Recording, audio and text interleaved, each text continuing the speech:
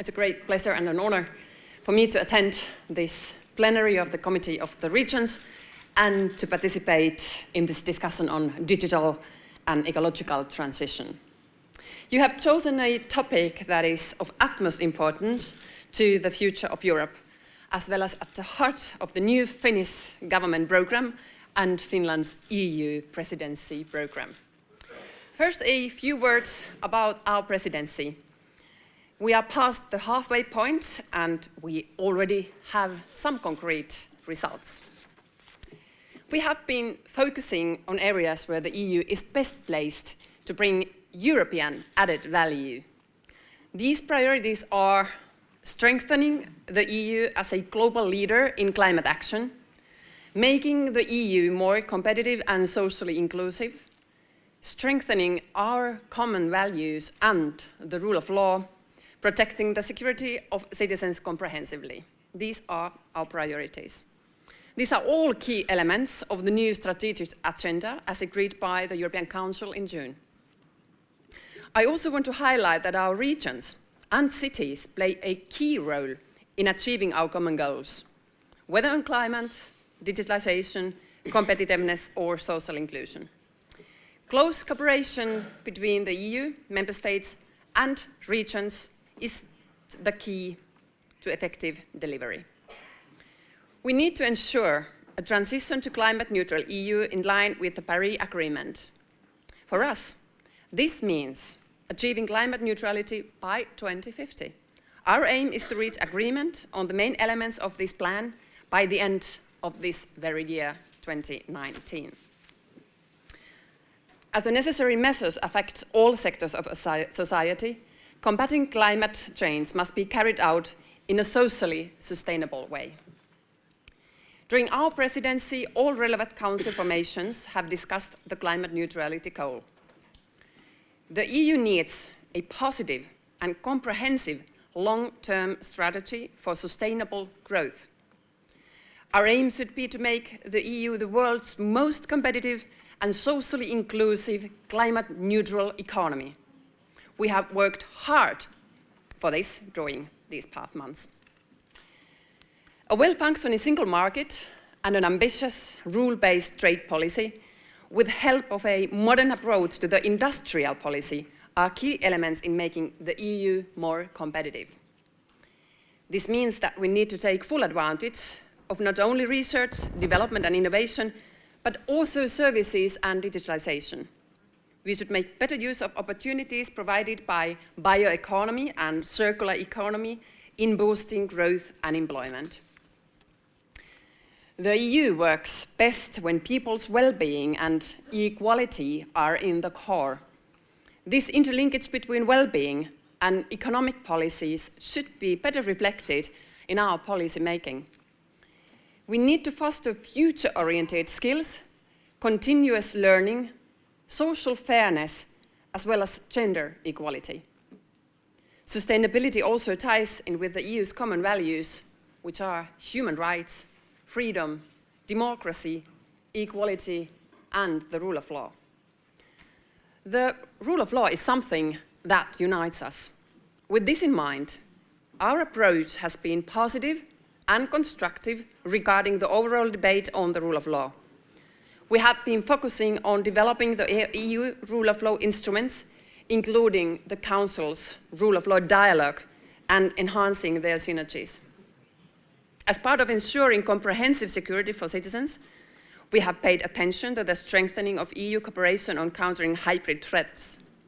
Comprehensive, coordinated and long-term efforts are needed across all relevant policy fields to increase the resilience of our societies.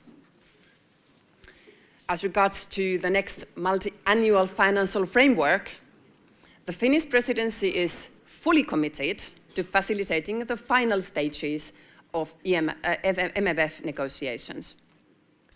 The presidency has prepared a presidency paper that would facilitate the first substantial discussion of the leaders in October European Council next week, where the leaders should have a focused and result-oriented discussion on key questions concerning MFF. Now, if I may, I would also like to use this opportunity to highlight 3 key principles for our presidency. First, we are committed to sustainable meeting arrangements. This includes offsetting the carbon emissions caused by air travel to presidency meetings rather than handing out traditional presidency gifts. So pardon me for not giving any gifts. Second, we promote transparency combined with active and clear communication. These are important tools to bring the EU closer to citizens and to compact disinformation. This means, for example, more public debates in the Council. Third, better regulation, including the principles of subsidiarity and proportionality. They are at the core of the Council's work. Now, ladies and gentlemen, I will now turn to the topic of today's discussion, digital and ecological transitions. First, I would like to thank the Committee of the Regions for the 2 high-quality referrals opinions that are the basis of our discussions today. Digital Europe for All, delivering smart and inclusive solutions on the ground, and smart cities, new challenges for a just transition toward climate neutrality, how to implement the SDGs in real life. As regards to Digital Europe for All, I would like to emphasize that the digital disruption we are facing is full of potential. It challenges our traditional business models and forces us to adjust our policies towards the digital era. We need to ensure that Europe obtains its fair share of the benefits of this development. Our policy must embody our societal values and promote inclusiveness. It must also cultivate trust. There needs to be a uniquely European way to digital economy. This can be our competitive advantage.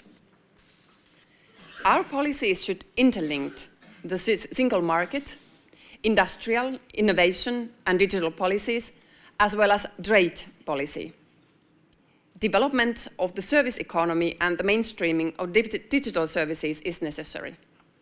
We should work on all aspects of the digital revolution and artificial intelligence, infrastructure, connectivity, services, data, regulation, and investment. For regions, digitalization is an enormous opportunity. Businesses can be present on the global market and services available to our citizens regardless of their location. Thus, it is crucial that every European citizen has access to broadband. Digital policies in the field of data usage, privacy, fast connections, and network deployment, as well as security of the networks, are in the focus of the Council work during the Finnish presidency. Digital economy is present cross-sectorally in our work. Unlocking the potential of data economy is a priority to Finland.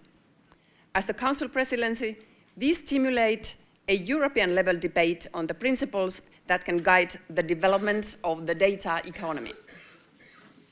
In order to improve the availability of increasingly fast networks and the deployment of 5G infrastructures and services, we are taking forward the work on the EU's common approach to the security of 5G networks. EU funding, such as Connecting Europe Facility, Horizon Europe, and Digital Europe Programme, are important instruments in reaching our goals regarding digital economy. Dear President, honourable members of the committee, digitalization is not the only trend we have to bear in mind when talking about the future of Europe. We have parallel trends and challenges that need to be taken into account. The most urgent is the transfer to climate-neutral economy. Climate change affects all sectors of our society, and we have to deal with it as a cross-cutting challenge that needs substantial measures and bold answers. Main challenge for us is to manage the transformation of our energy systems and industries. Big investments are needed, and countries in Europe must raise their yearly investment rate from current 2% to 2.8% a year for this transition to happen. In order to mobilize the private investors, we need to set the ambitious goal, climate neutrality by 2050, that gives both investors and industries predictability for decades to come. Outside the emissions trading sectors, transport sector is the biggest source of greenhouse gas emissions. 25% of the all EU greenhouse gas emissions in 2017. Unlike in many sectors, emissions from transport have continued to increase. Current road transport burdens our societies in many ways through lost lives, economic losses, and pollution. According to the European Environment Agency, air pollution causes almost 500,000 early deaths in Europe. Fuel-consuming traffic, energy production, heating of buildings and industry are among the main sources of the pollution. We would all be better off in a decarbonized transport system that would rely more on cycling, more on walking, and more on public transport, on the new kinds of mobility services, as well as on electrification. More coordinated policies on future transport would not only offer cleaner and more equitable transport, but also significant health benefits and plenty of business opportunities for European firms.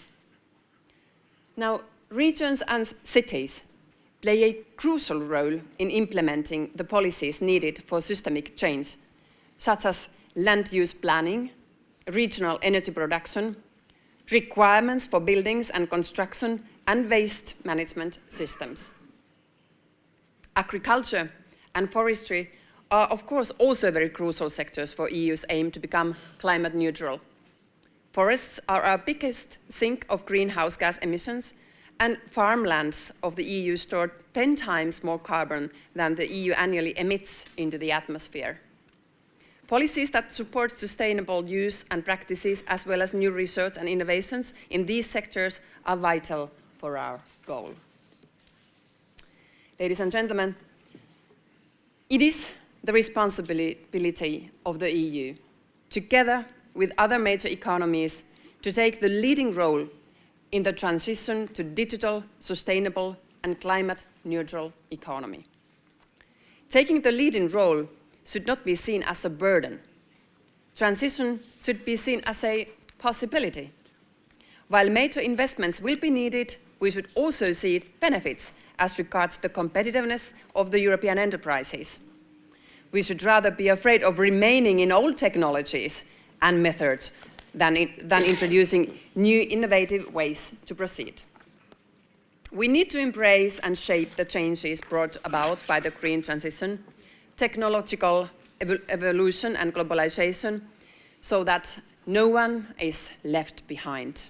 We have to ensure a just and fair transition for all, including the low-skilled workers.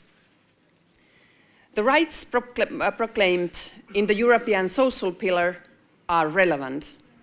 Employment services, lifelong guidance, and continuous lifelong learning are important. Education and training have an important role in addressing the changing demands in skills.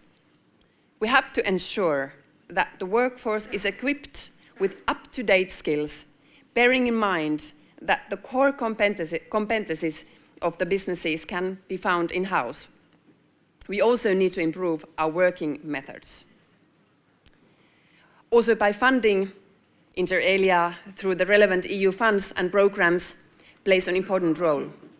We need to work across the board and sectors and use all available means to ensure a smooth and just transition to a competitive, environmentally friendly and climate neutral economy.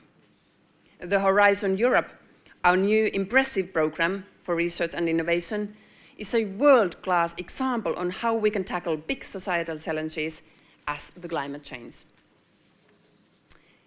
Honourable members, Encouraging the efforts of the regions in building their future is close to my heart. Having witnessed the vital role EU cohesion policy has played in supporting development of my home region in the sparsely populated northernmost areas of the EU. Cohesion policy significantly contributes to sustainable and inclusive growth in all EU regions and helps us tackle the challenges the EU is facing. Cohesion policy is an important tool in stimulating sustainable economic growth and reducing regional disparities. Challenges related to unemployment, competitiveness, demographic change, accessibility, and climate change are common to all member states and regions. At the same time, the future cohesion policy needs to be more result-oriented, efficient, and thematically focused. Strengthening common values and the rule of law are key priorities for Finland's presidency. We need to concentrate on common goals that are crucial for the future of the Union. Cohesion funding can bring clear European added value to our citizens by improving employment, investment, and well-being. Cohesion policy should better support sustainable growth, employment, and innovation-driven economy in all regions of the EU. It has an important role in boosting research and innovation, as well as creating resilience to globalization. Now, President, honorable members of the committee,